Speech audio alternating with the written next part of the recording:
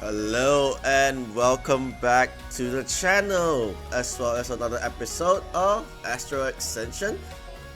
Last episode, we basically, uh, well, last episode we gone through the Aksari arc. Basically, we got stranded again.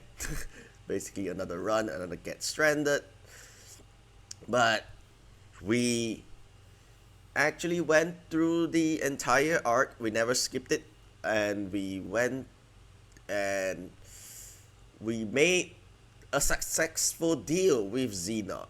But yeah, we made it as covert as possible without alerting anyone, and we also kind of explored a bit and see what happens if we actually killed Xenoc. But yeah, killing Xenoc is like a failed. It's also kind of a fail in a sense because Luna has a really strong opinion of killing him. So yeah. So if you're trying to get on Luna's route and you like kill Xenoc, and yeah, that's not a good thing. But anyway, now that then after that, I think there's a bit more. We also kind of gone through a few scenes with Iris, and I'm not sure. This is. We also wait, what? How is this? We also like gone through all the scenes with Nova, and then there's also the scene where Iris gets jealous, and then after that there's also the free time event, which we kinda spend our time alone, if I remember correctly, because yeah, it was that point that where Luna invites us to the botanical garden, but we declined her, and then we also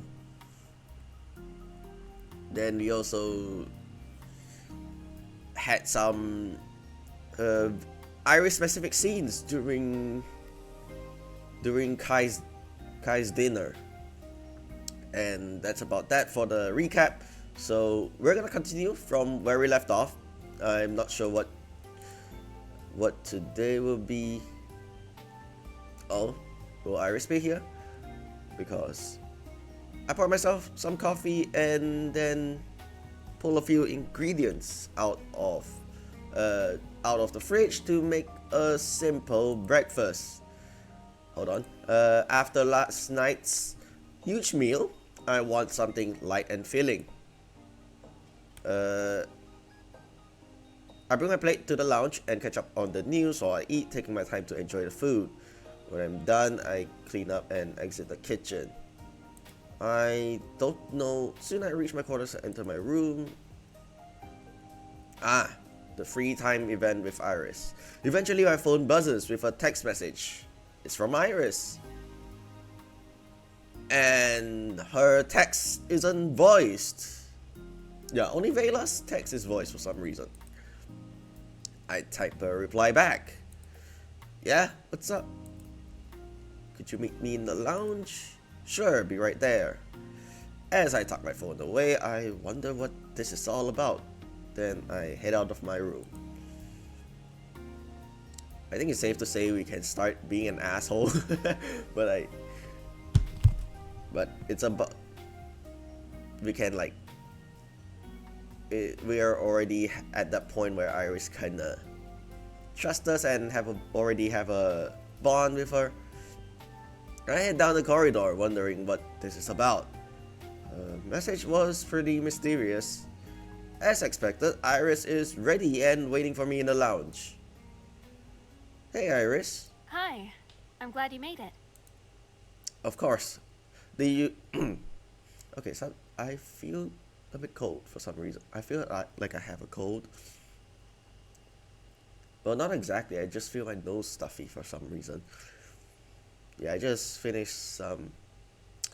submitted all of the due dates for recently, and then yeah, now I have some time before I will inevitably get busy again because actually the due date I just actually I have two due dates. One of it which is a assignment which I'm done.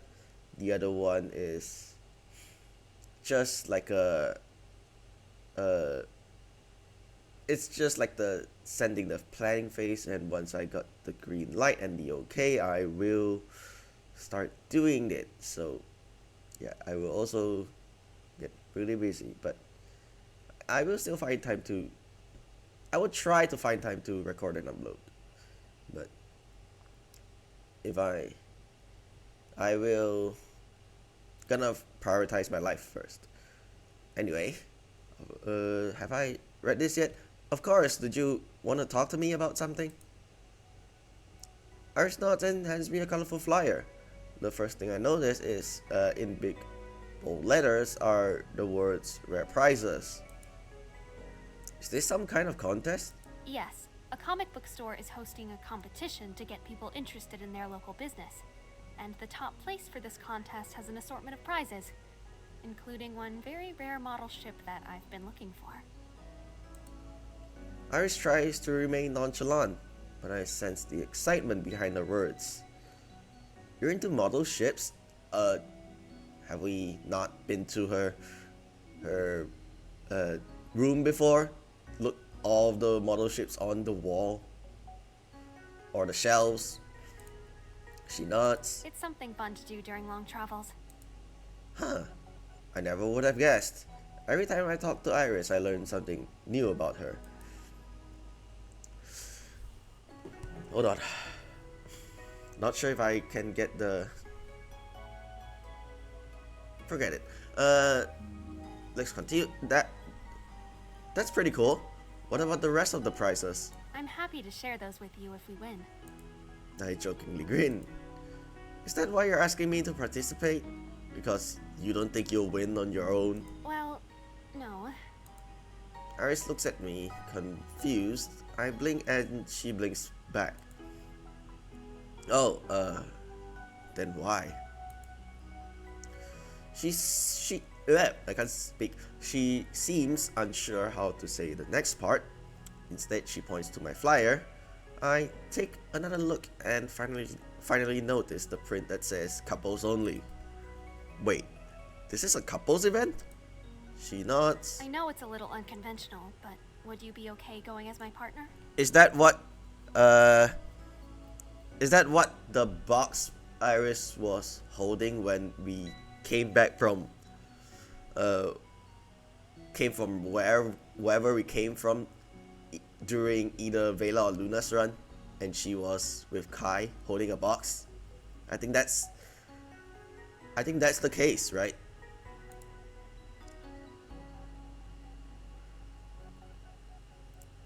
Why not ask Kai? I think that's kind of a default if you choose to go with if you pick the other two routes. Yeah, I think she'll end up getting the model with Kai. I wanna pick this, but I think at this point everything is kind of I think everything is kind of safe already, so it doesn't matter if we pick anything. But do I want to make a scum save though? Because I'm worried that we will encounter some... Okay, you know what? We'll keep the save right here, and when we end the episode, I'm gonna not save over this now. What if you fall for me for real? And if you fall for me for real, I think I lightly tap my chin. They say you shouldn't mix business with pleasure. If we spend the whole day acting like a couple, aren't you worried you might fall for me? We'll only be out a few hours. Iris continues to look expectantly at me. Damn, I guess she's inviting. Alright, let's go. Okay, great. She checks the time and her eyes widen. Oh, the competition is starting soon, so we should leave now. Got it. We finish our... Okay, I'm feeling a bit weird today. I think it's about the stuffy nose I'm having right now.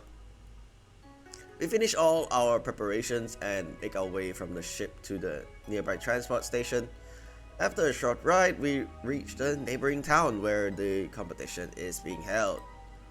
We walk until we spot a glowing neon sign that reads Books, Bahamut, and Beyond. Not sure if there's a reference to anything, but maybe it's just generics. It's just a generic title or something.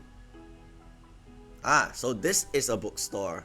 Yeah, sometimes the bug shows like a random background before switching into the correct background that you last left off of. Iris and I head inside, and after showing the flyer to a member of staff, we are directed into a short line. Another staff member marks us down as couple number 4 and hands us a tablet to fill in the questionnaire. This must be to keep us honest about our answers. Eventually, after all the surveys are collected, the competition host makes his way to the front of the room. Welcome all to Books, Bahamut, and Beyond. Thank you for coming. Not sure what this is. This stands for. Could be a placeholder or something. He points to all of us couples who are lined up on the stage. Our brave couples will be put through several challenges which will test their compatibility, teamwork, and synergy. Each round winner will be awarded one of our store prizes, ranging from gift cards to discount vouchers. The host gestures to an assortment of items on the nearby table. But one lucky pair will be walking away with our grand prize, our limited edition model ship collection. Yeah, a light applause fills the room. Iris in her casual clothes. Not bad.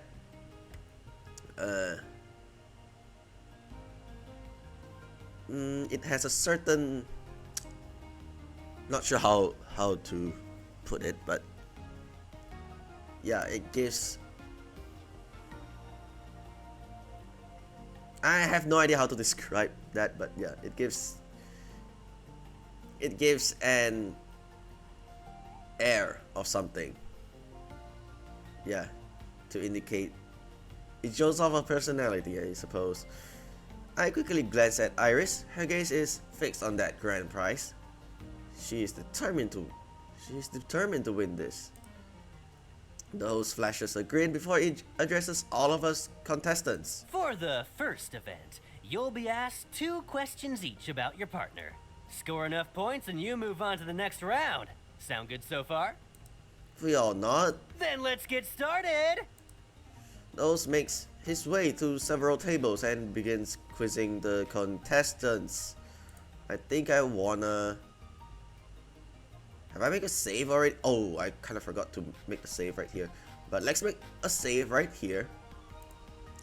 And it's kind of confusing every time I save something. And it also happens when I end the episode. It always ends up at a black screen because I always end the episode at after we go to bed in game time.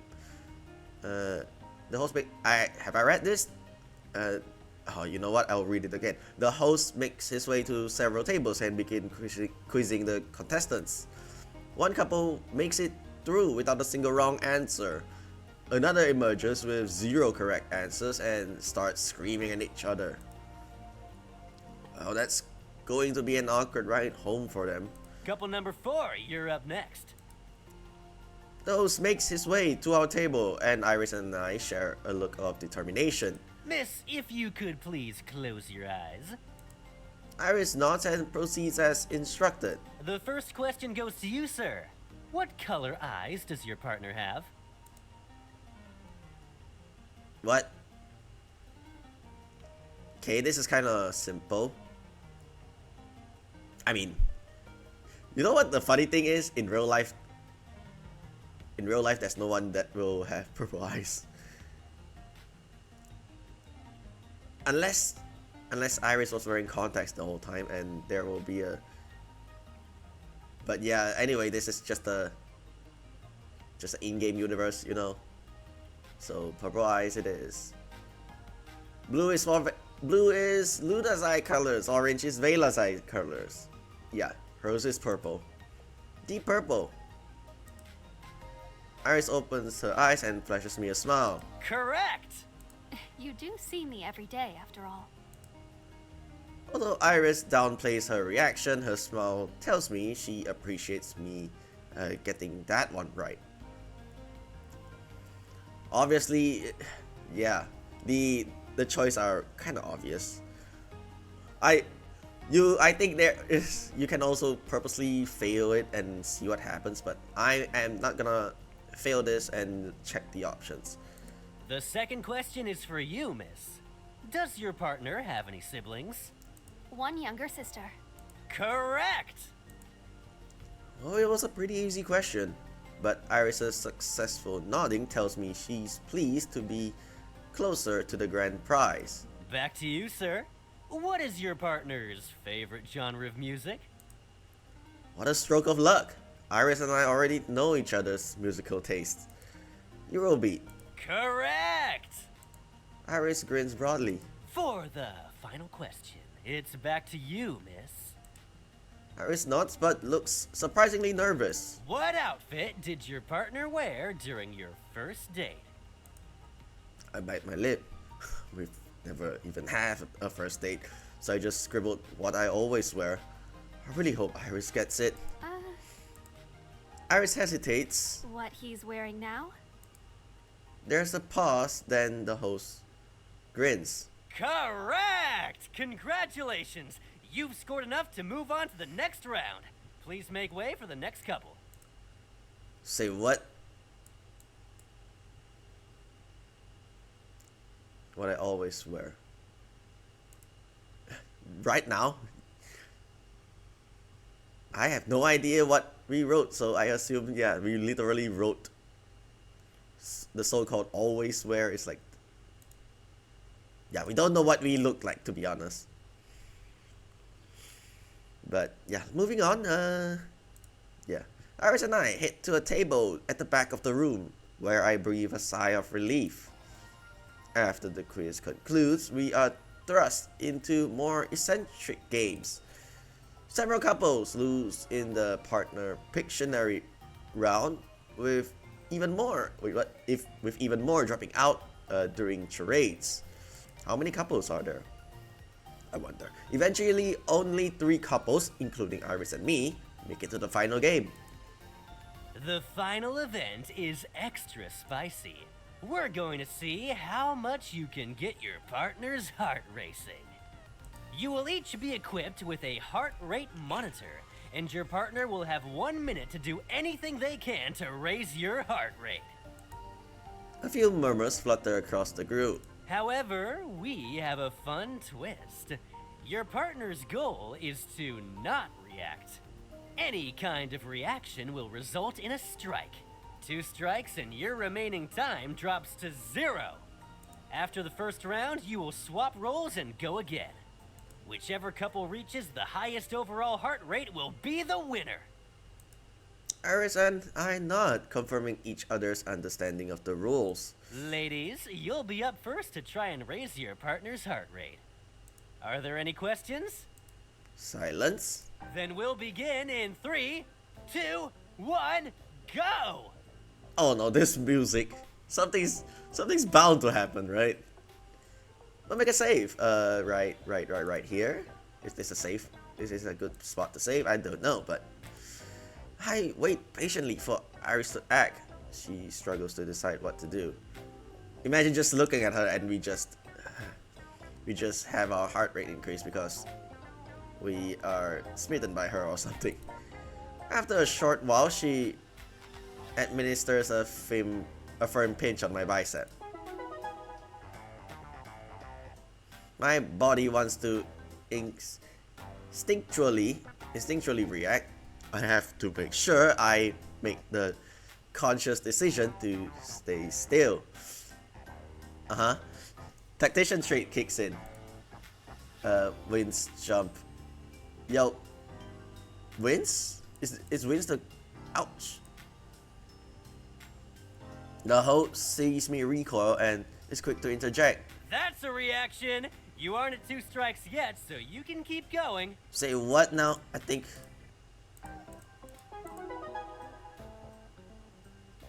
Jump is the wrong answer. I jump in my seat. Ouch. Those sees me recoil and is quick to interject. That's a reaction. You aren't at 2 strikes yet, so you can keep It's a fail. There's no right answer here. I jump in my seat. Ouch. The host sees me recoil and is quick to interject. That's a reaction. Ah.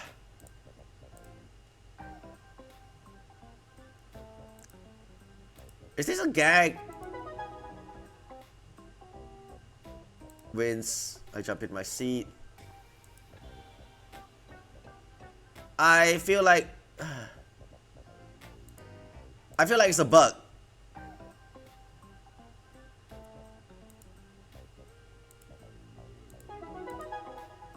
Yo. No, there's no right answer here.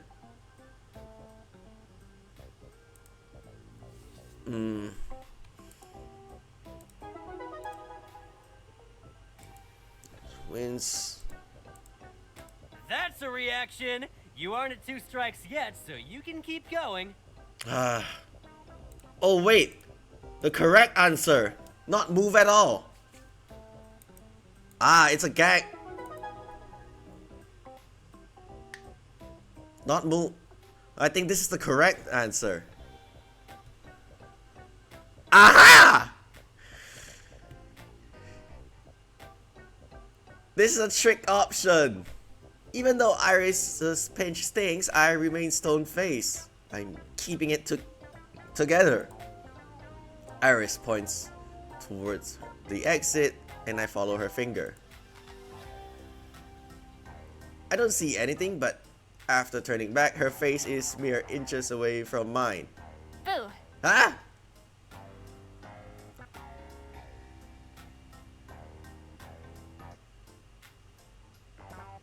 I keep still, not budging an inch. I can't let up just yet. Iris surveys the other couples. They are all engaged in some light horseplay, but be it hugging, cuddling, or grinding. There's a curious expression on her face. Is she considering what I think she's considering? I mentally shake free of those thoughts. No way, there's no chance that Iris would... Suddenly she hops onto my lap and wraps her arms around my neck.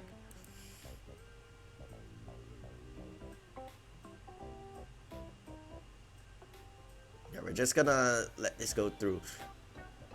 You know what would be funny? The athletic trait that kicks in, and then the trait that's the trait that extends the... Is that? Oh wait, I forgot whether if that's the trait. Or is it this trait right here? Either way, athletic also increases the quick time event duration as well. It's kind of funny as well. I'm not sure which is the one that increases the quick time event, but normally I pick traits just for the jingle and like the different line. But let's take a look at this. Yeah, Iris is small. Iris has a small build. But yeah. I catch her just in time, but otherwise remain frozen. It takes a second for my brain to catch up to my body. I can't believe Iris would do something so bold. Cradling her in my arms, I feel the softness of her hair brush against my fingertips. She's a lot lighter than I thought she'd be, and it takes a little effort to hold her steady. Yeah, she is really small. I think having the... I'm not sure whether there will be a different dialogue if you chose the athletic trait. Like, yeah, if you are athletic, her weight is basically nothing, right?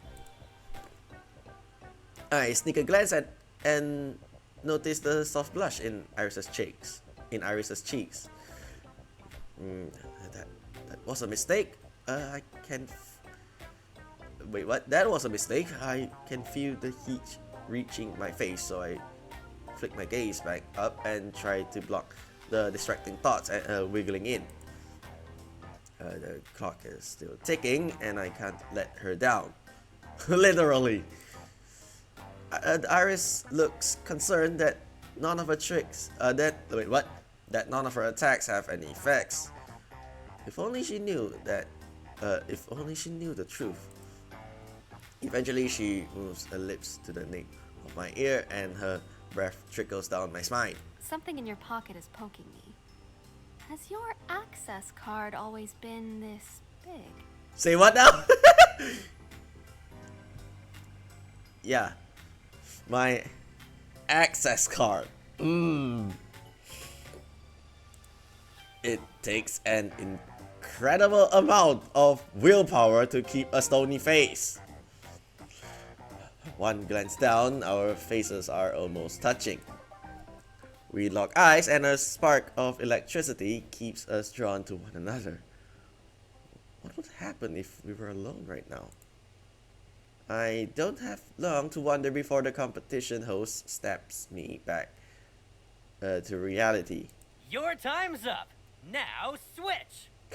So this is competition host. Okay, kind of fair for a placeholder. Iris hops off my lap and we change places. She waits patiently while I ponder my strategy. What should I try first?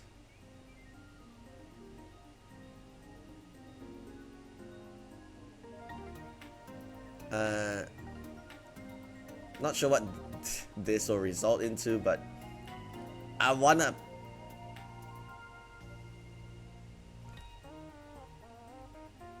First option would be the normal one. Yeah, I don't wanna come off as an asshole as well.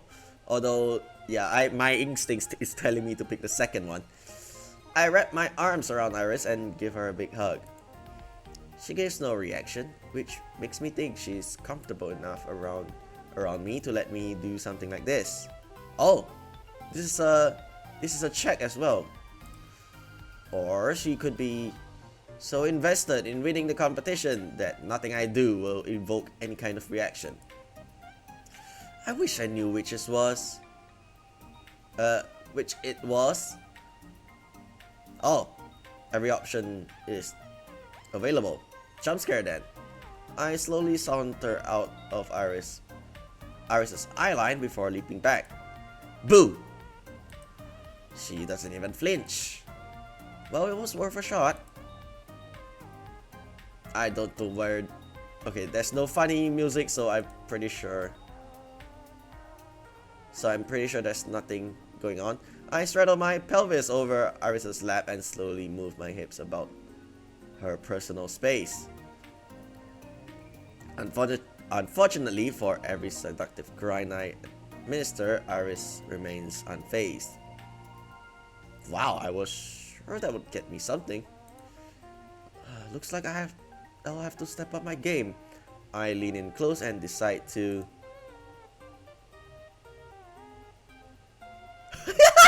tell her about my access card.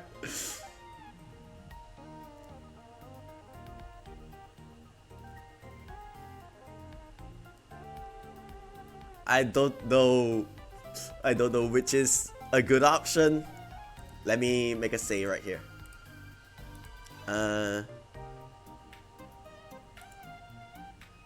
Just so you know, I keep my access card in my back pocket. Despite her stagnant expression, her cheeks blush a bright red. I feel proud to have made her blush even a little.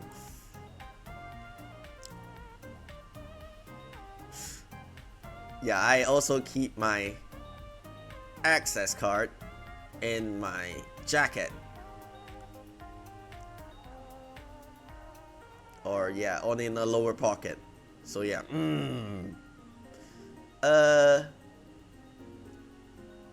Is this a good option? I think we can go through every single one.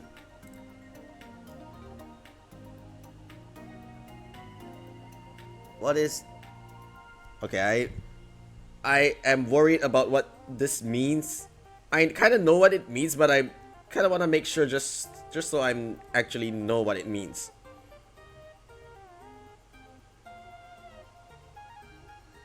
It feels like it's a correct one, but it feels wrong if it's debate. You know, Iris, there's something I've been wanting to say to you for a long time. Iris remains motionless. I whisper in her ear. I've been... Okay, I don't want to sound like a creep or something, but... Okay, let me try and pull this off. I've been thinking about it a lot recently, and I really love... I linger on the word, hoping to spark any kind of reaction. To my satisfaction, Iris sucks in a sharp breath. Your outfit. It brings out your eyes. Kinda true, to be honest. A rather sharp and forceful exhale from Iris pushes me away. I grin anyway. I think that did something. Oh, I think we can go through every single one. Boop her nose. I lightly tap Iris on the nose.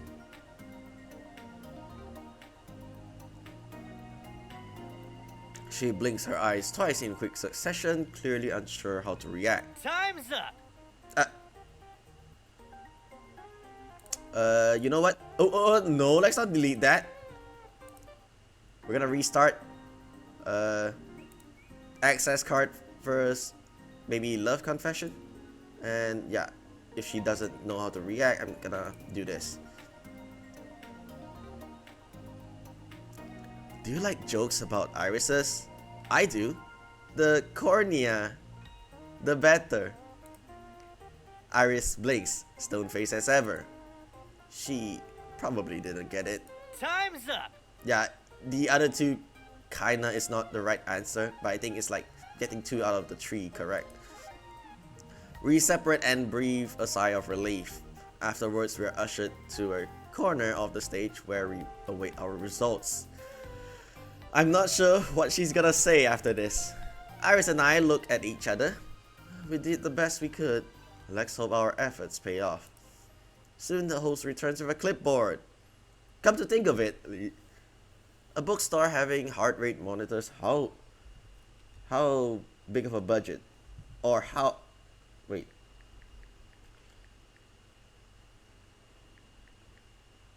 Heart rate monitor. How much is a heart rate monitor?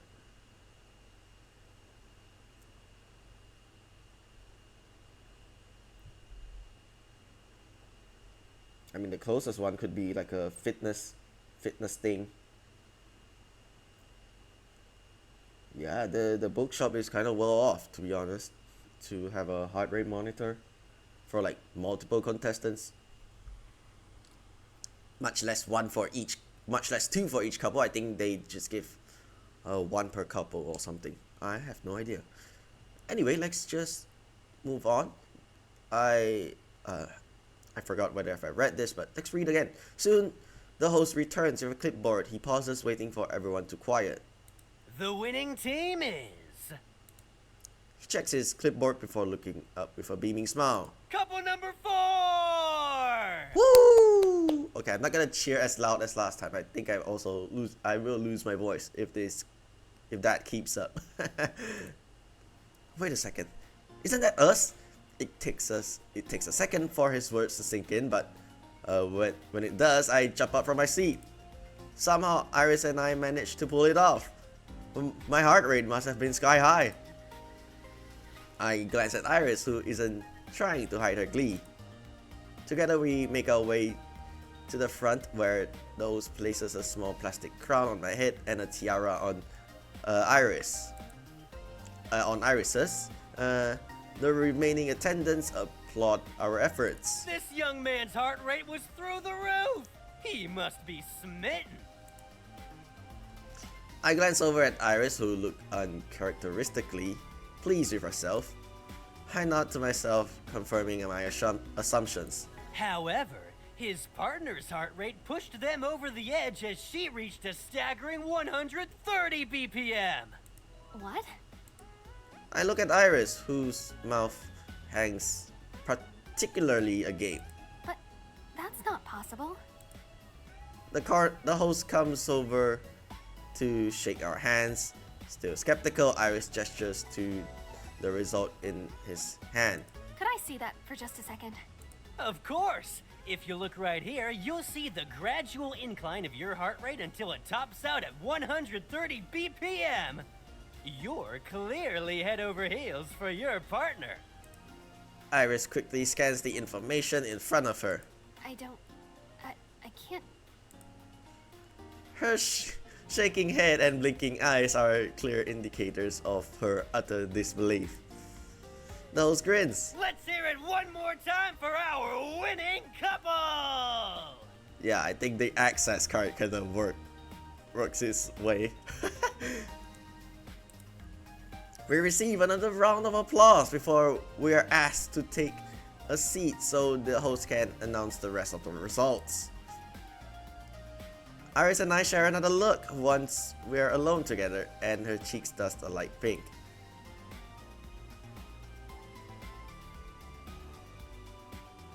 I don't think that's a wrong answer, but I want to make a save right here as well. Numbers don't lie. It kind of sounds like indifferent. No need to look so uncomfortable. Your heart rate won us the grand prize. It couldn't have been that high. There has to be some kind of mistake. Are you saying the professional level equipment made an error and a bookstore somehow has that equipment? Iris opens her mouth, but nothing comes out. She can't argue against stone cold logic. The host finishes up his closing speech, thanking everyone again for their attendance. Wait, I want to check the other one. Don't you think 130 BPM is too high for something like that? We might have won, but he probably fudged the numbers a little to get a bigger ovation. A slight smile creeps across Iris's face. Yes, I think that must be the case too. Doesn't matter. The host finishes up his closing speech, thanking everyone again for their attendance. He beckons those of us. I'm not sure which is actually the correct option though, because it doesn't feel right. Either way. He beckons those of us who made it to the final round to come and collect our reward, and we comply. He hands Iris a bag containing the grand prize. Afterwards, we shake hands and make our way outside. I feel like if we kind of lose and get like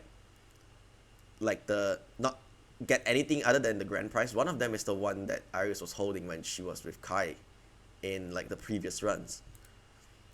Unless this is the one she's holding is also the box. But I remember it stating it's a small box, so I'm pretty sure they didn't go well the last time. In the previous runs with Kai, right? But I could be wrong.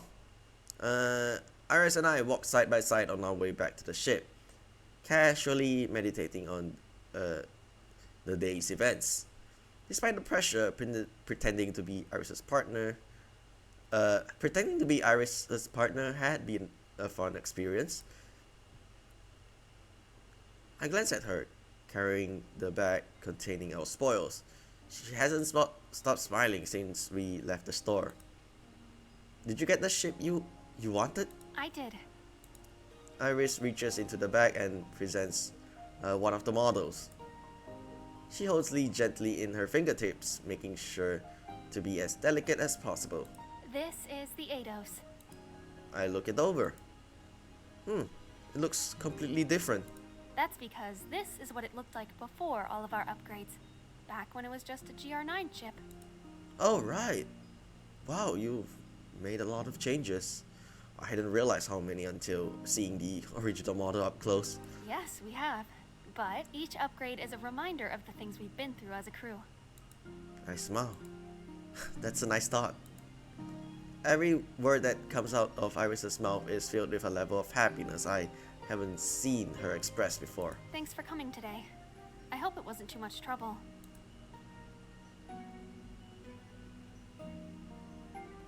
Second option, obviously. I didn't really do. Wait, what? I didn't really do any of this for a prize. Wait, what? I had fun just hanging out together. Iris giggles. That's pretty cheesy. Yeah, but it's the truth. She smiles. And hey, if you ever need me for anything else, I'm always here. Iris moves her gaze from the ship and looks at me. I'll keep that in mind. We return to the transport station, which brings us back to the docks. Drawing closer to the ship, I instinctively remove my access card from my back pocket. Wait, I look down at Iris. I thought you were kidding. About what? About your access card being in your back pocket.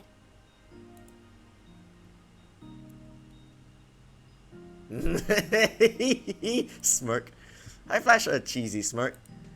Iris turns her head away from me. I'm going to pretend I didn't see that. Iris hands me my share of the prizes before she heads onto the ship. I take one last breath of outside air before I follow along behind her. I am not sure whether the second option is a good one or not, but yeah, it kind of feels funny to mess with her in some cases. After going inside, Iris thanks me again before heading to her room. I'd rather not stay cooped up inside, so I decide to head to the lounge. As I near the lounge, I hear faint music interlaced with sporadic dings and other sound effects. It sounds like someone's playing a video game. Oh, Kai is playing... what? Kai is playing... what now? Stario. I prefer other games. I shake my head. Stario's never been my style. What? But he's a classic. He's everyone's style. I shrug. Regardless, it's a popular franchise in Polaris, so everyone's familiar with it. It's quite popular in Cerdros too. Can we skip this? Sure. This one? That's great and all, but you didn't answer no to my question. Kai merely grins. That doesn't bode well. We can skip this part as well. I return to my room and get ready for the night. As soon as I crawl into bed, I fall asleep. We can move on. Yeah, we're just gonna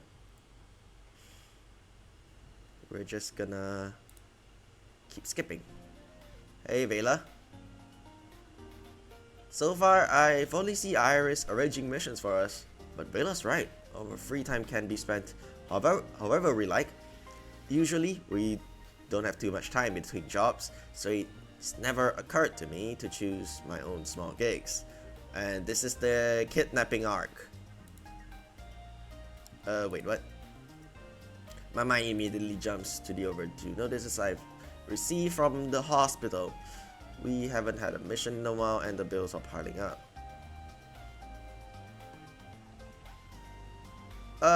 Which one I haven't chose before? Did I kinda accidentally... In fact, I might take on an extra job too. I could definitely use the money. Okay, we've seen that before. Try to get an invitation.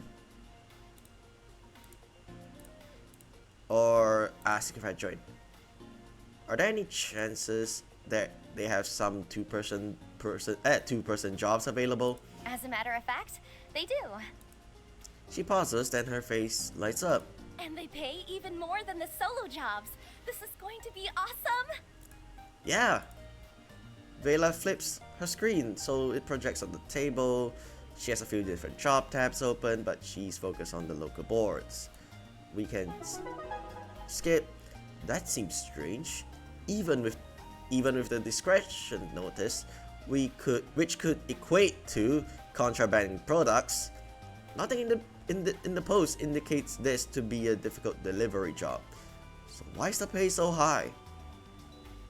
Yeah, the pay is for our lives.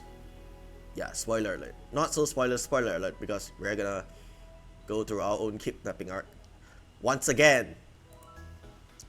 I hope I'm not being paranoid, but something seems like it doesn't add up.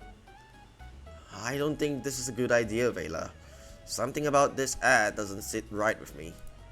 Vela furrows her brows. Why? What's wrong? It just doesn't add up. There's no reason why such a straightforward job would pay so much more than other more complicated postings. You're questioning the amount of money? You should be thrilled someone is willing to pay this much. Like you said, normally you'd have to work twice as hard for the same amount. And that doesn't seem troubling to you? She shakes her head. It's normal to pay more when a job is super urgent. The higher incentive is how you attract people. Sure, but why is it so high? It feels to me like they're trying to outshine all the other posts. Vela laughs. Of course they are. They're competing with mercenary jobs that are way more exciting than a simple transport. How else are they supposed to stand out? Yeah, different text, but moving on. I think we're better off choosing one of these other jobs just to be safe. I'm not concerned about this. If you are, then you don't have to come, but I'm not going to waste this opportunity. Vela's mind is set. She's going to accept this job either way. I know something fishy is going on, and there's no way I'm letting her walk into this alone. Alright, since I can't change your mind, I'll join you. Vela grins. Good. I'm glad you finally see it my way. Let me get us confirmed. And we can skip this entire part as well. The way she studied us makes me think we underwent some sort of inspection and pass. But what was she looking for? You've got a vehicle. That's great. The cargo is ready for you. She points to a large crate a few feet away. I help Vela load the crate onto the buggy. People bustle in and out of the facility, moving crates and boxes. Lines of vehicles pull in and out of the main loading docks. It's busy here, and we can keep skipping this entire part. Got smacked on the head.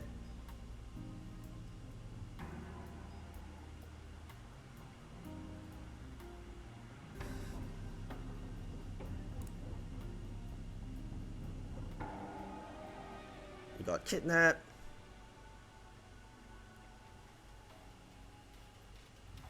This option, I turn to Vela.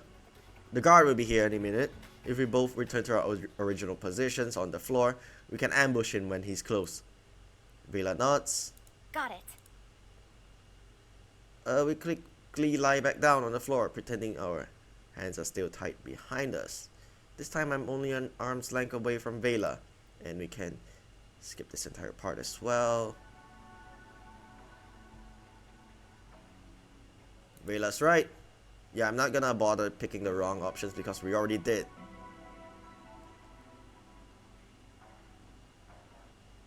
The occupant recall when they first see us. There's a mix of men and women, all of whom are disheveled and wide-eyed. Vela gently explains that we're here to help them escape, and they quickly follow us. We're gonna...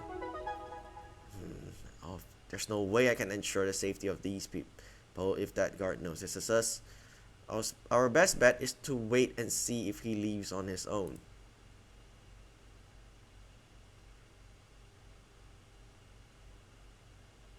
I am not sure which I have chosen. Get the jump. I glance at Vela. I'm going to incapacitate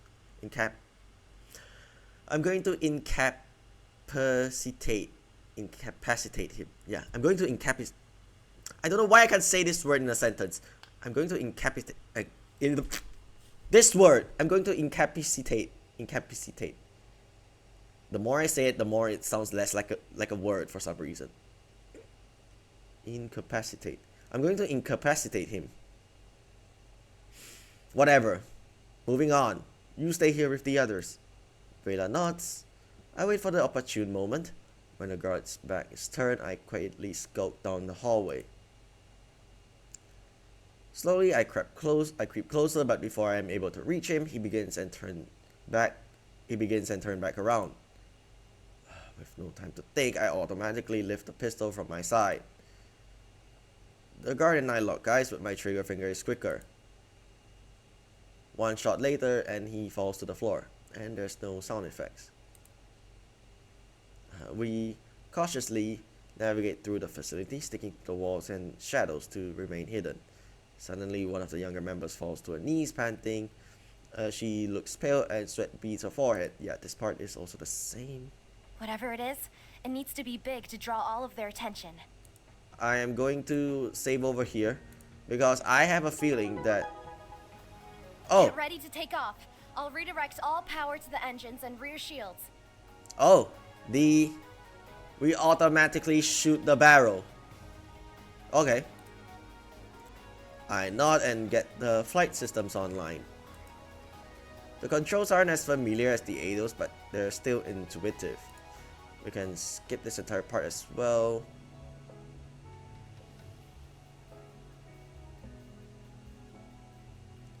Bella falls quiet as we walk. Now that we're alone, her previous bravado has vanished.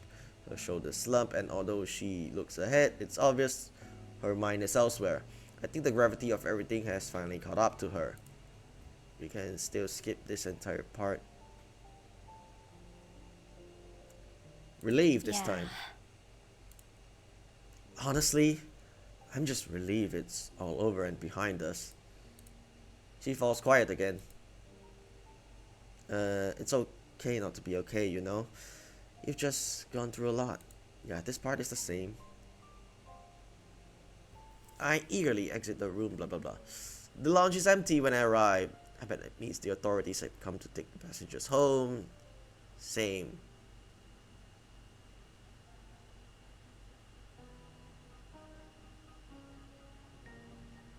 This option? Yeah, we never picked this option before. Shouldn't we be a little more sympathetic? It's not like we've never made mistakes before. Of course we're sympathetic. We know that Vela's just gone through a genuinely disturbing situation. Okay, for some reason, his voice was not playing here. We're just worried about her. I get that.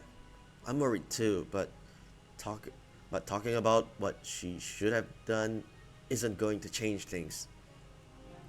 Kai looks like he's about to speak, but Iris interrupts him. You're right. We can't change what happened, so there's no point in continuing the what-ifs. And the animation didn't move. I nod. Anyway, everything that needs to be said has been said.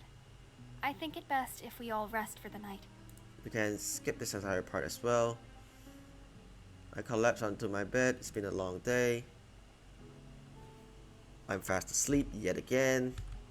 Yeah, we can breeze this through. Slept through most of the morning and afternoon. This option. I feel much better, thanks, and I'm ready to put everything that happened behind me. Iris smiled softly. I'm glad to hear that. I won't belabor the point then. Just know that I'm here if you want someone to talk to. I appreciate that, but I think I've talked enough. I just want to move forward. Understandable. I appreciate you checking up on me. Of course. The well-being of my team is important. I'm not sure if this is the same or not, but I think it's just generic, yeah. Shouldn't comment right now. Based on Iris's face, she seems equally surprised. I don't think she wants Vela to leave either. Finally, Iris speaks. May I ask why? Gonna skip this entire part as well.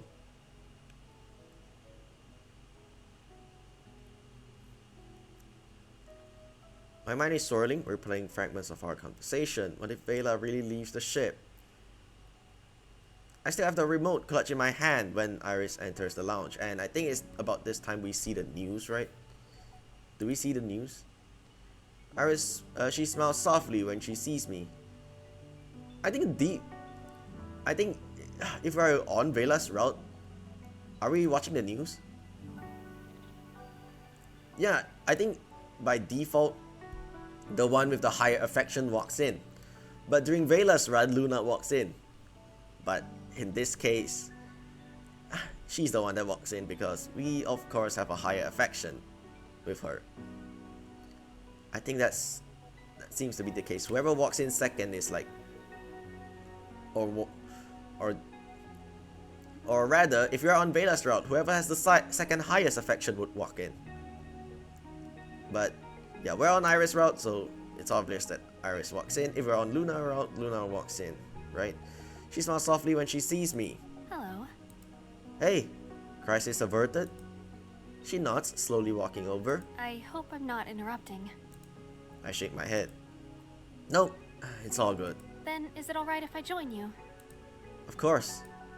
I scoot over to make room on the couch. Iris sits on the opposite end. What are you watching? Just the news, but you can change the channel if you want. She shakes her head.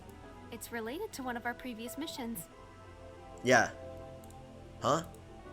I glance back at the TV and do a double take. No way! That's Nathan Chase! And he's in handcuffs? Wait, what? We did turn him in, right? I quickly turn up the volume. The trial for Councilman Nathan, who has been confirmed as the mysterious vigilante known as Rook, is still ongoing. Information on the councilman's motives is scarce while Internal Affairs continues their investigations. However, we can thank Councilman Richard for discovering this shocking truth and bringing it to light. Councilman, politician man! Yeah, I think they forgot to change this. But does this warrant a bug report? But I think I'll only make bug reports if it's like really, really necessary though. Because this doesn't actually affect the experience as much as one if you...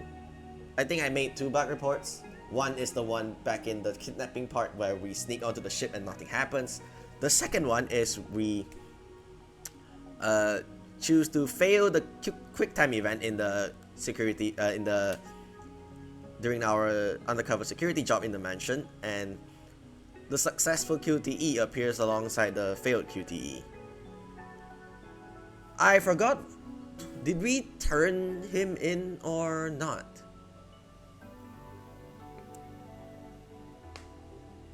I'm not sure. I think we turned him in the last episode, right? In the previous few episodes. Because yeah, with all the restarting, I'm not sure which is the one we chose anymore. Either we let him continue to play as Rook, or he... This feels like the one where we turn him in as well. Because there is also a part where we let... yeah, in the Vela run, we just... how do I put it? In the Vela run, we just extort him for money, and then he's still at large at that point. So I think there's only 3 options. Or maybe there's a 4th option where you kill him as well. Yeah, I think the 4th option is you kill him. But I think if too many people die, I think it will also kind of prevents you from going on to Luna's route. Councilman, and yeah, the text didn't finish. I didn't show it. You know what? I think this kind of warrants a text.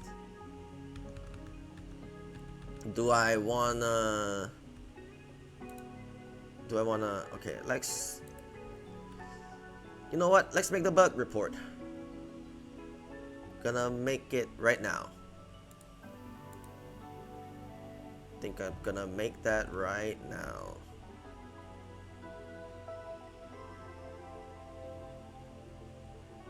Okay, I have no idea. I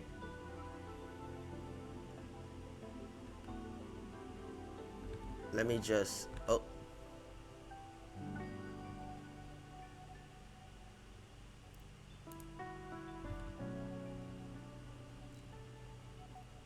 Bug report.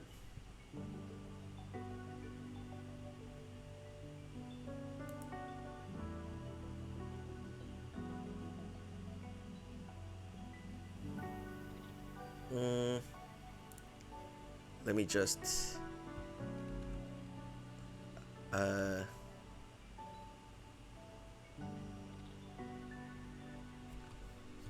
we're gonna put text here.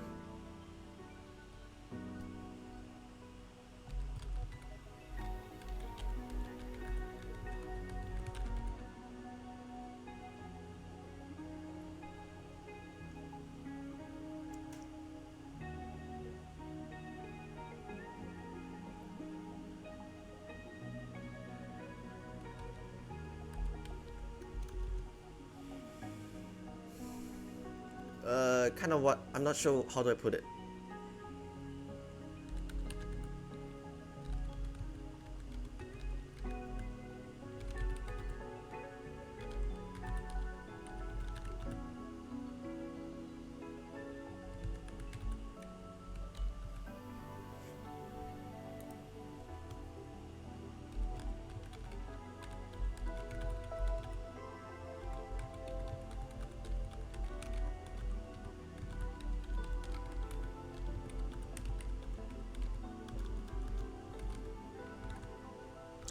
Hold on. Let me just make one more check.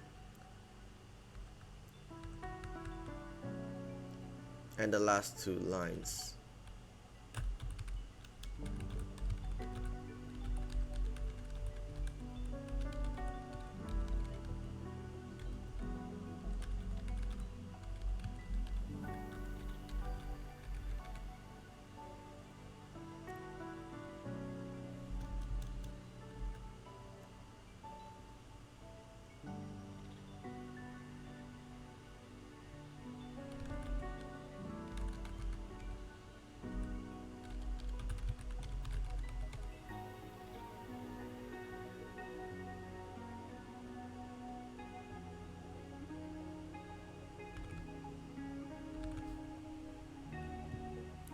Just gonna post that regardless, but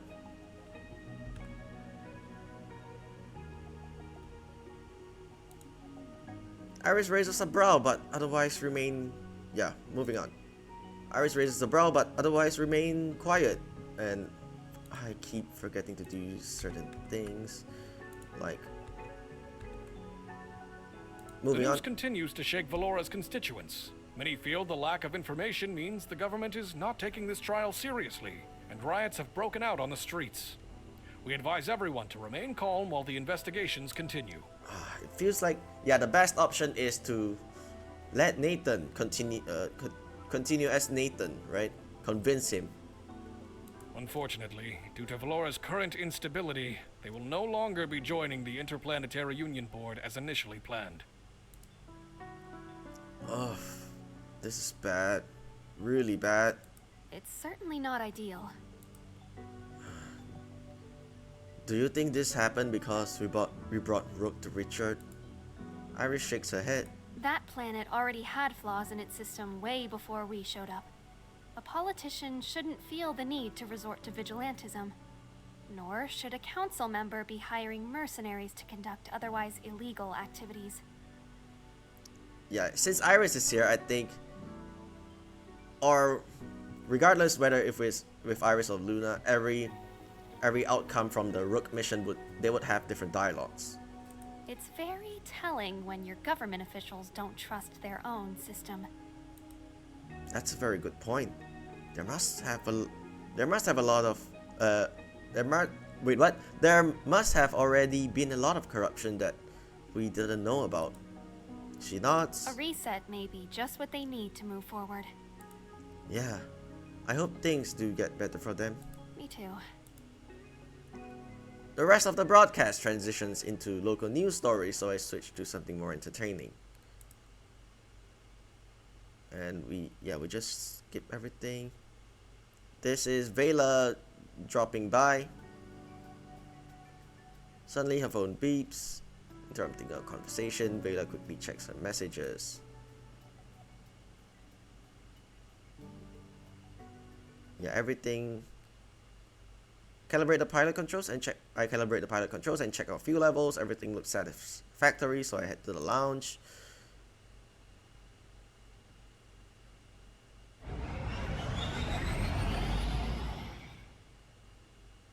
The door's open, but someone's stuff is inside.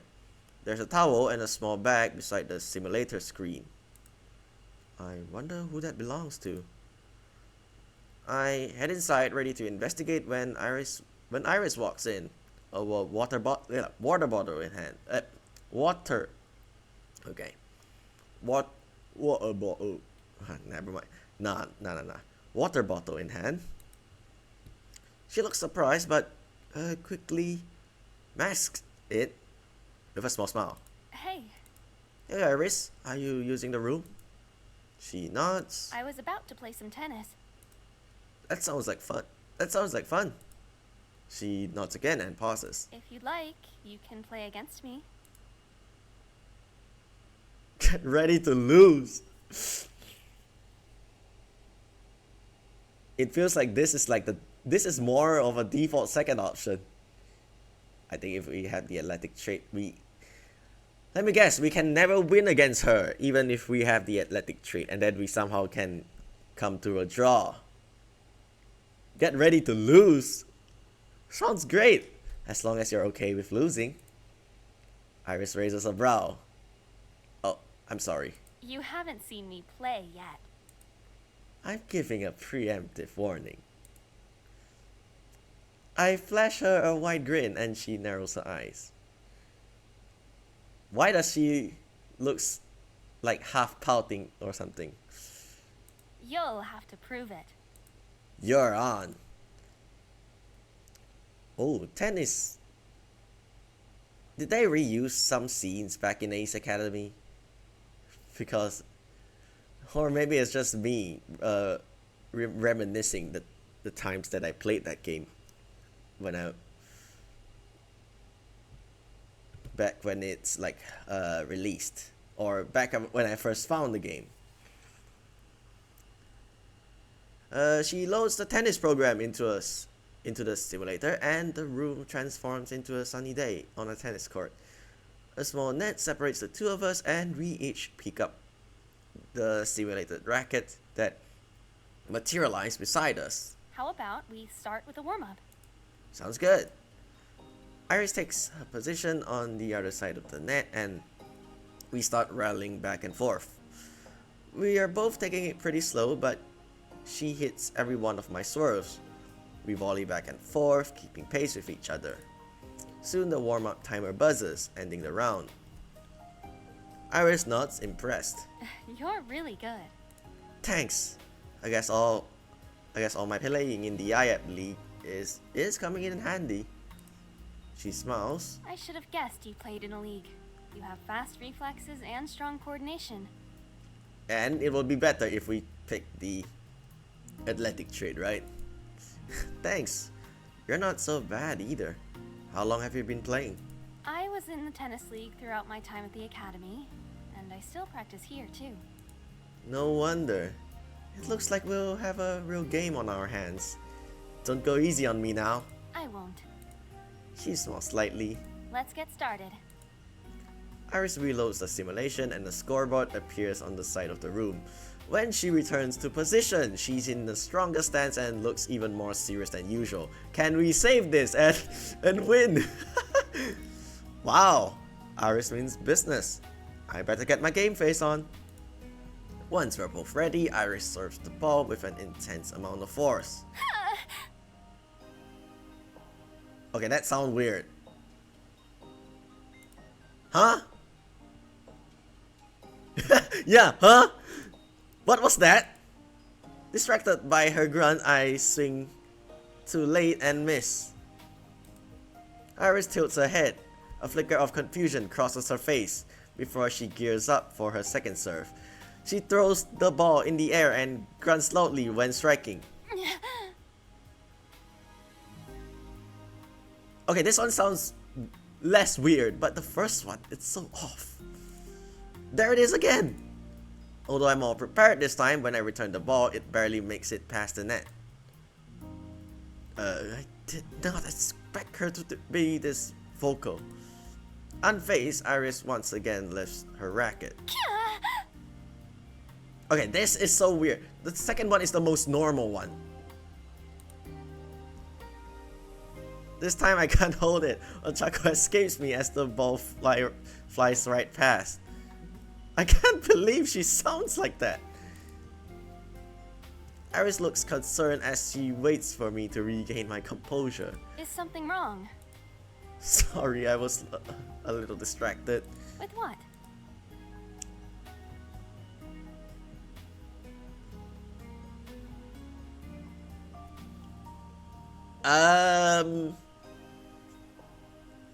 You're quite audible when playing.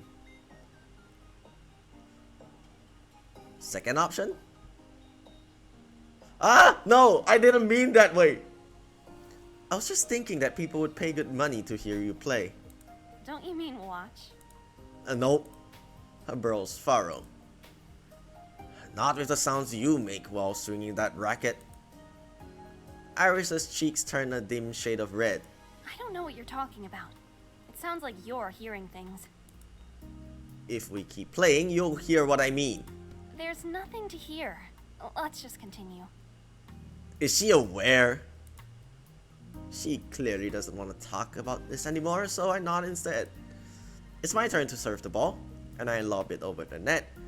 As expected, Iris hits it, but I note that she's suddenly quiet. The force behind the ball is weaker and it lands in the net. We go back and forth, but Iris isn't as swift in this match. I win round 1 without breaking a sweat. Iris stares intently at the scoreboard, swinging her racket from side to side. She tosses the ball to me. You're up.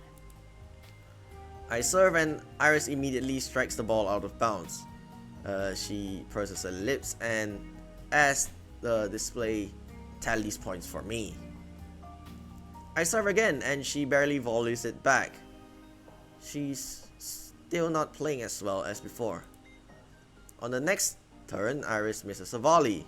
She scrunches her face when I'm awarded with even more points. Iris exhales sharply. She shakes her hands and rolls her shoulders back, trying to loosen up. When she readies for a serve, I notice something within her seems to have resolved. The ball bounced twice before I can run into it, and the points tally for her. She serves again, smacking the ball with even more force than before. This is so... Okay, this one is still normal. This one is still okay, but yeah, there are some that doesn't sound normal. And even if it's a moan. Even if it's supposed to sound like a moan.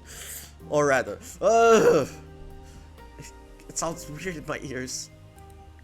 I barely have time to react before the ball whizzes past my face. In no time at all, Iris sweeps the second game.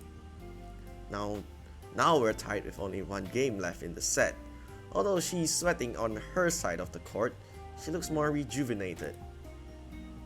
We step it back into position and she serves. Ooh. As the ball flies my way, I briefly wonder if her grunts are actually a secret technique. Begin operation gun. What if we do... Yeah, there's a save point right here. Or we make the save right here. Begin operation grunt. I grunt the ball back, grunting as I swing my racket. Forgive my cringe that I'm about to make. Ugh. Iris gives me a quick look, ferocity burning in her eyes. She forcefully volleys the ball back to me. She's even louder now. Well, two can play this game. I return the ball, putting all of my strength into the swing. Okay, that kind of uses my throat. The ball speeds across the net with precision, but her stance is perfect as she swings her racket. I feel like, yeah, the more I look at this background, the more it looks different now. I think mainly this background is obviously different, but then the court itself, they probably kind of reuse some of it, right? I have no idea though, but it could be. But I could be wrong as well. One way to find out is to play the older games. I guess I could try play Ace Academy and take a look, but I have to reinstall the game because, yeah, I need to make space for my PC. Huh? The last game takes ages. We both practice every shot we know, grunting at each other with each swing. My limbs burn, and my throat is dry. I pant heavily, trying to catch my breath. When I look up at the scoreboard, Iris is just 1 point ahead. I can do this! I serve, but when the ball reaches Iris, instead of volleying it back over, she stops and let it slide past her. The scoreboard counts it as a miss and we're tied. Should we take a breather?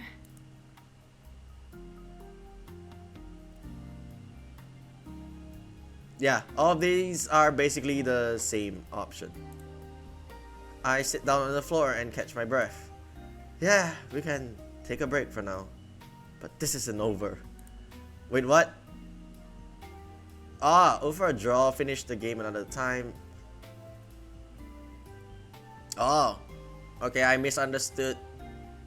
I kind of misunderstood the intention. Is that so? I don't want you to think you can win that easily. Ditto. A smile twitches at her lips. That was a great workout. I am sore and sweaty, but Iris still looks fantastic. I'm happy I could spend time with her instead of exercising alone. You know, I learned something today. What's that? Grunting makes me a better tennis player. I never should have questioned your strategy. No, you shouldn't have. Although...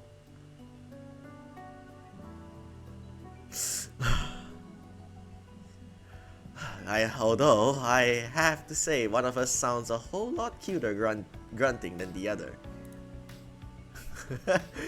That came out. That's weird, man. Why did we even say that? A slight blush dusts Iris's cheeks. I wouldn't say mine were cute. Who said anything about yours? I was talking about mine. Iris blinks in surprise and I grin until she crosses her arms. Fault. On what grounds? I challenge. Unsuccessful. I'm sensing some bias here on the rulings. Double fault. I laugh and she responds with a smile. Now that the games are over, Iris quits the tennis program and the simulation room returns to its normal great glory. I wonder if anyone else is outside the simulation room hearing both of us making weird noises. I think it will be mentioned somewhere along the line, right? Or at least at the end of the before the end of the story. I don't know, but it would be funny if the grunting session would be mentioned. When she looks back to me, her expression softens. Thanks for playing with me. I had more fun with you than I would have playing against the AI. I chuckle. I'm relieved I'm better than our eventual robot overlords. Iris giggles and extends her hand. I grab it and she assists me up, pulling me so hard I brush into her. She gasps sharply when we touch, and I try to dampen the sudden rush of warmth to my face. Our bodies are close together now, her eyes locking onto mine, until her stomach grumbles loudly. She smiles apologetically, a soft blush dusting her cheeks as she takes a step back. Oh, I guess I worked up an appetite. I stand straighter and clear my throat. Right, you should get something to eat. She nods. We spend the next few minutes wiping down the room and tidying the space. When we're done, Iris smiles before she walks towards the kitchen. I still have some time before my next shift, so I head to my room to get some rest. How long have we been? Can we make this a really short episode for today? Or do I want to continue? Now that I have a moment to myself, I automatically check my phone. and I'm surprised to see a few missed calls. I think this is the one where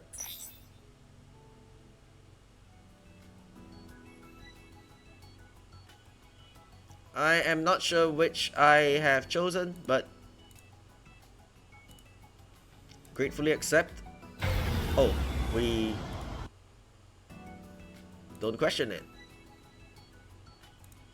Yeah, this part is different. I'm not going to question Iris's generosity. She's the captain and the decision is hers.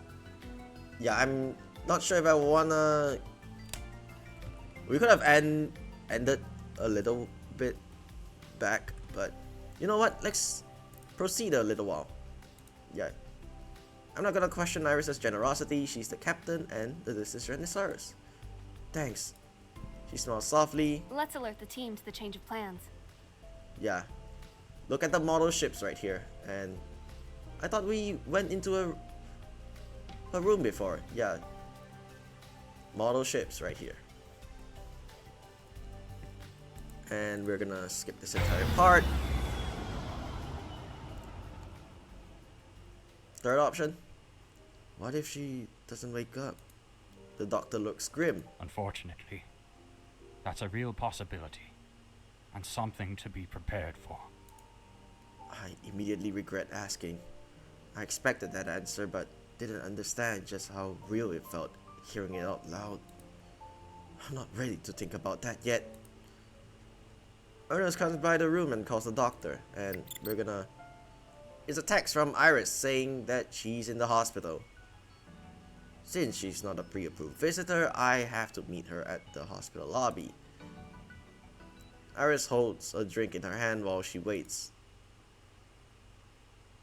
She smiles when she sees me, although her brows quickly wrinkle in worry. Hey, Hey, I didn't expect you to come here. I wanted to check in and see how you're doing.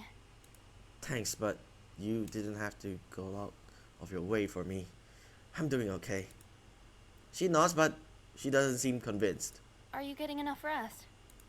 Kind of. I don't want to miss Celeste waking up. Thankfully, there's coffee to keep me awake. Oh, speaking of which, this is for you. Iris hands me the drink. Huh?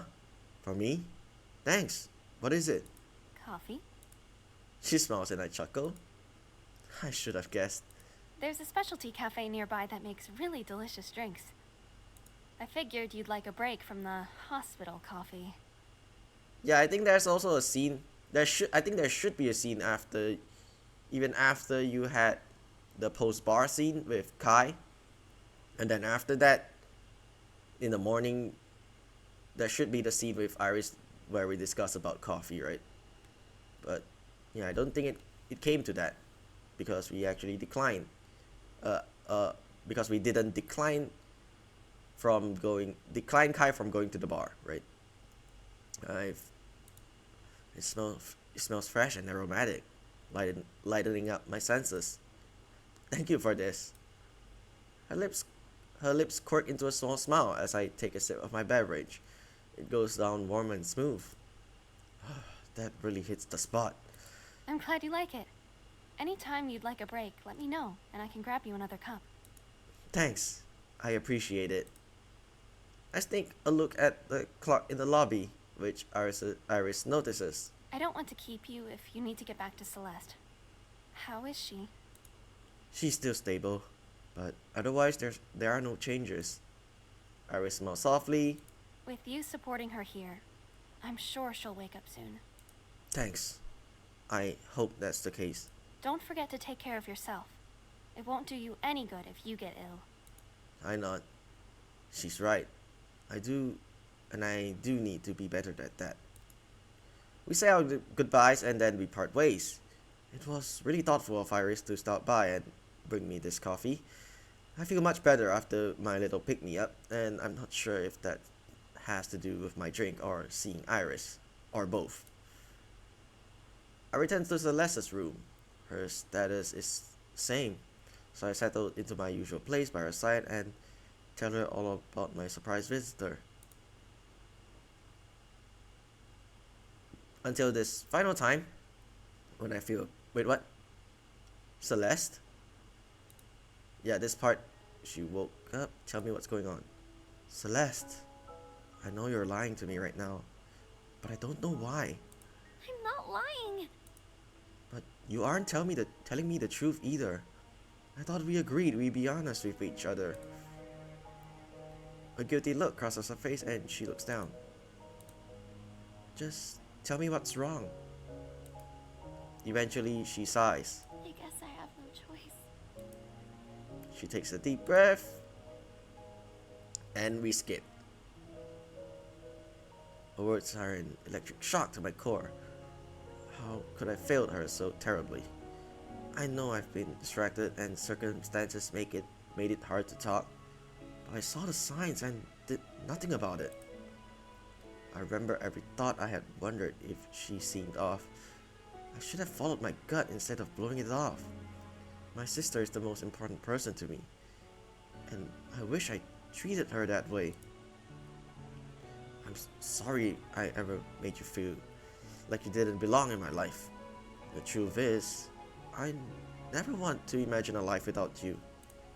And this option? Celeste searches. Wait, what? I kept the truth from you before and I learned my lesson. I wouldn't lie to you again. Especially not about something as serious as this. Celeste searches my face before finally cracking a small smile. I guess that's true. We still can't skip. So no more talk of being a burden, okay? We're family. We take care of each other, no matter what. Our conversation is cut short by Dr. Celio. He returns wearing an apologetic smile. Nickname.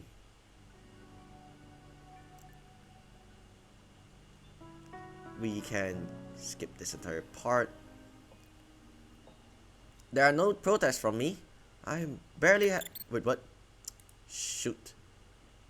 There are no protests from me once I have enough energy and change and clean up.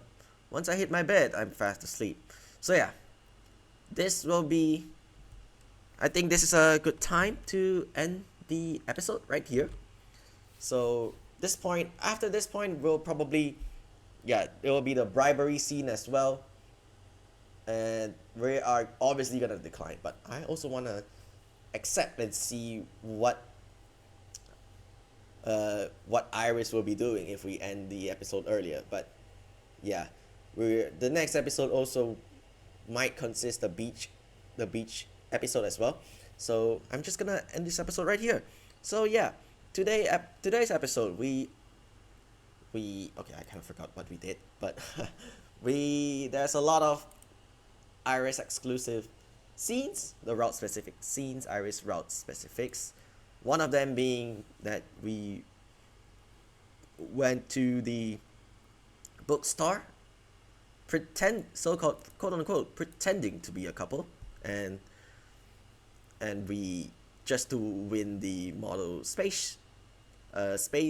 the spaceship of the Eidos for Iris, and then after that we also have a tennis session with her, and then let me load and see. Yeah, we also had the tennis session, and honestly I kind of forgot most of the scenes, but yeah, those two are the ones that I can clearly remember because there are more of a route specific scenes instead of like an additional dialogue or interjection in the main story. But yeah, those two route specific scenes are basically the ones that I can remember. One being kind of a bookstore competition date kinda, and the other one is basically the tennis, where we have not just a tennis match but also a moan-off, if you can put it that way. But yeah, I'm gonna end this episode right here, and I'm gonna go to the main menu for a sec. Extras, CGs. Not sure what this is. Oh, there's only one picture here. We have her, yeah. There's only one CG. And this is the rest of Iris's. Not sure what this is. I think this will be the beach scene. I'm guessing one of it will be the beach scene. And I'm thinking this one would be our exclusive scene with exclusive ending with Iris. And then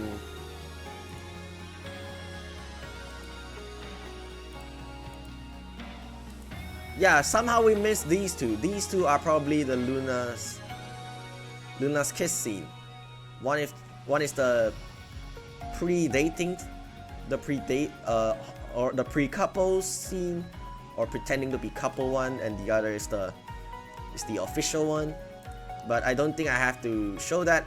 I'm not sure if I missed this. And we also kind of missed this.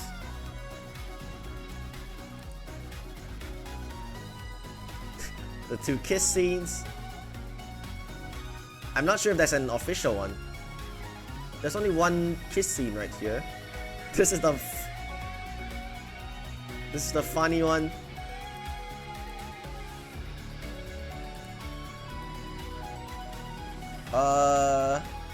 Not sure what this is. Not sure what this is.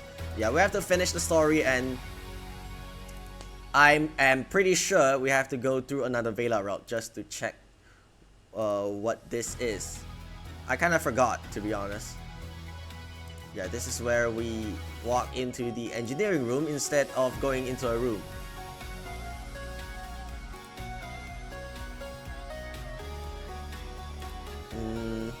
Not sure.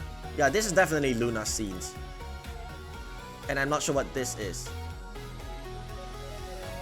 This kind of looks like another Luna scene, but I'm not sure which one.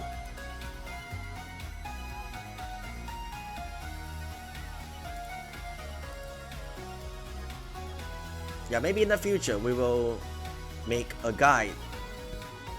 I'm not sure if I want to make a guide, but yeah, some of it are pretty much straightforward. Like, some of it are acquired automatically, like this one, this one, this one, this one, this one, this one, this one. Oh, this is not automatically. This is more of a dialogue option. This is more like choice driven. Yeah, if you didn't pick the specific choice, you wouldn't get this scene. These are automatically story. But anyway, yeah, we're gonna continue. Wait, hold on a sec. Yeah, this is the same one. These we already got. Now we have these for. Yeah, I was wondering the first time when we failed the earbud scene, I saw this face, then I'm like, wait, did we miss it? But anyway, we are just going to end the episode right here. So thank you guys for watching, and I'll see you guys in the next one. Stay safe and have a great day. Goodbye.